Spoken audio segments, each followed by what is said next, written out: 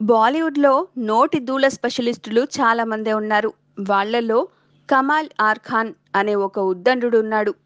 తనకు ఉన్న చిన్న చిన్న కాంటాక్ట్స్ ద్వారా కొన్ని సినిమాల్లో క్యారెక్టర్ ఆర్టిస్ట్‌గా చేసి, కొన్ని చిన్న చిన్న సినిమాలను డిస్ట్రిబ్యూట్ చేసిన ఈ ఘనుడు ఇప్పుడు 'బాహుబలి 2' సినిమాను బూతులు తిడుతున్నాడు. అసలు సినిమాలో ఏముంది? రాజమౌళిని షూట్ చేసేవారు అంటూ తెగ కామెంట్లు చేసేశాడు.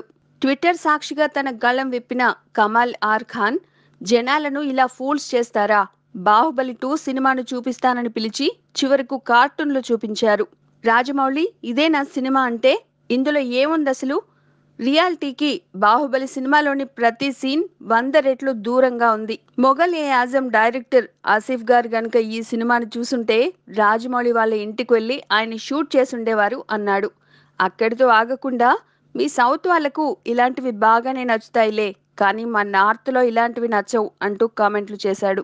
ఈ 3 గంటల సినిమా చూడ్డానికి నేను రూ. 3000 వేస్ట్ చేశాను అంటూ రచ్చ చేశాడు. అది సంగతి.